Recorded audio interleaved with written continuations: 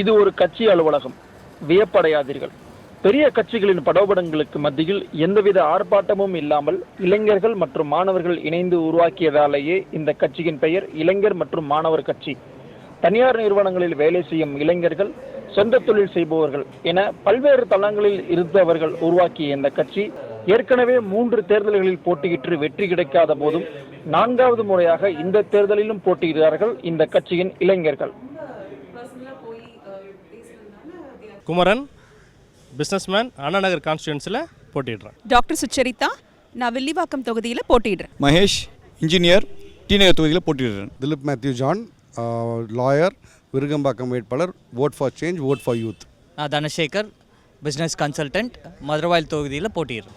ஒவ்வொரு தேர்தலிலும் ஒரு புதிய நம்பிக்கை பிறக்கிறது, ஒரு புதிய கட்சி பிறக்கிறது, ஒரு புதிய முடிவு தருகிறது. அந்த வரிசையில் தமிழக சட்டமன்ற தேர்தல் 2016 இளைஞர் மற்றும் மாணவர் கட்சி என்ற ஒரு புதிய கட்சி தற்போது இந்த தேர்தல் களத்தில் நிற்கிறது. இந்த கட்சியில் உள்ள முக்கிய நிர்வாகிகள் மற்றும் வேட்பாளர்களைத்தான் நாம் சந்திக்க இருக்கிறோம்.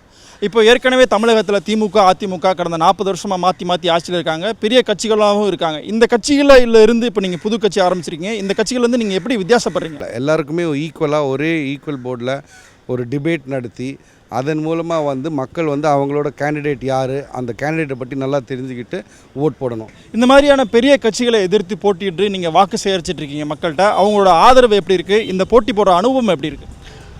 சார், இந்த அனுபவம் பார்த்தோன்னா ரொம்ப நல்லா இருக்குது ஆக்சுவலி. ரெண்டாவது ஆதரவுன்னு பார்த்தோன்னா எங்கள் பேரே இளைஞர் மற்றும் மாணவர் கட்சி. ஸோ யூத் அண்ட் ஸ்டூடெண்ட்ஸ் எல்லாருமே சப்போர்ட் பண்ணுறாங்க. எங்களுக்கு மெஜாரிட்டி ஓட்ஸ் கிடைக்கும் சார், கன்ஃபார்மாக. இந்த மாதிரி இப்போது இந்த எலெக்ஷனை பொறுத்த வரைக்கும் பார்த்தீங்கன்னா திமுக, அதிமுக மக்கள் நல கூட்டணின்னு முதல் முறையாக 3வது அணி கூட உருவாகி ஒரு பெரிய டஃபஸ்டான ஒரு தேர்தல் களமாக தான் இருக்குது. அந்த மாதிரி களத்தில் நீங்கள் என்னென்ன மாதிரியான பிரச்சனைகளை சந்திக்கிறீங்க? நீங்களும் ஒரு வேட்பாளராக இப்போ களத்தில் இருக்கீங்க. என்ன மாதிரியான பிரச்சனைகளை நீங்கள் ஓவர் கம் பண்ணுறீங்க? ஃபஸ்ட்லேருந்து ஆரம்பிச்சது சார். நான் நாமினேஷன் ஃபைல் பண்ணும்போது நான் இளைஞர் மற்றும் மாணவர் கட்சியில் என்னோட சிம்பிளுக்கு அப்ளை பண்ணியிருந்தேன்.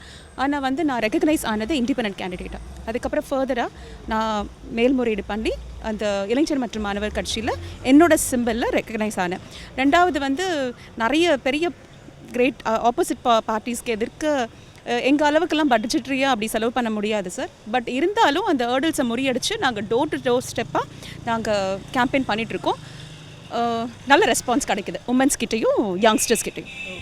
இப்போது இந்த பெரிய கட்சிகள்னு சொல்லும்போது அவங்க ரொம்ப பிரம்மாண்டமாக தேர்தல் பிரச்சாரம்லாம் பண்ணுவாங்க, பெரிய பொதுக்கூட்டங்கள் நடத்துவாங்க. ஆனால் உங்களுக்கு அந்த மாதிரியான ஒரு பேக்ரவுண்ட்லாம் உங்களுக்கு இல்லை. அந்த மாதிரி சமயத்தில் நீங்கள் எப்படி மக்களை அணுகிறீங்க? அவங்களோட ரெஸ்பான்ஸ் என்ன? நீங்கள் உங்களோட கட்சியை நீங்கள் எஸ்டாப்ளிஷ் பண்ணுறது, மக்கள் மத்தியில் கொண்டு சேர்க்கறதுக்கு என்னென்ன மாதிரியான விஷயங்கள் நீங்கள் பண்ணிகிட்ருக்கீங்க? நான் டோர் பை டோர் போகிறேன்.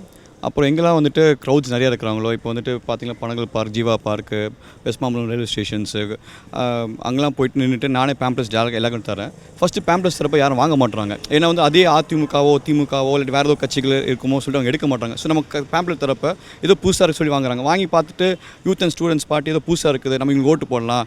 நம்ம ஏன்னா நான் நிறைய பேர் சந்திச்சப்போ அவங்க கேட்பாங்க, எப்போ நீங்களாம் யார், என்ன பண்ணுறீங்க? நான் சொல்லுவேன், நாங்கள் எல்லாமே ப்ரொஃபஷனல்ஸ், எல்லாமே doctors, engineers, advocates, chart accountant, அந்த மாதிரிலாம் நாங்கள் நிற்கிறோம். நாங்கள் எல்லாம் ஸ்டூடெண்ட்ஸ் நிற்கிறோம் நாங்கள்.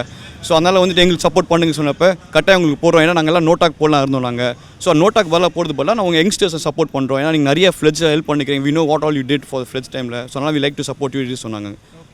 ஏற்கனவே 3 தேர்தல் களத்தை சந்திச்சுட்டு இப்போ 4வது களத்துலையும் இறங்கியிருக்கீங்க. தமிழகத்தில் என்ன மாதிரியான மாற்றத்தை உங்கள் கட்சி மூலமாக கொண்டு வரணும்னு நீங்கள் நினைக்கிறீங்க? எல்லாருக்கும் கண்டிப்பாக இலவச மருத்துவம் கிடைக்கணும். முதல்ல வேலைவாய்ப்பு, அக்ரிகல்ச்சர், அப்புறம் மருத்துவம்.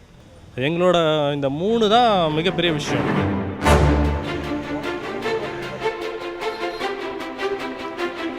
தமிழ்நாட்டில் ஒரு சேஞ்ச் வேணும், எல்லாருக்கும் சேஞ்ச் வேணுன்ற எண்ணங்கள் இருக்குது.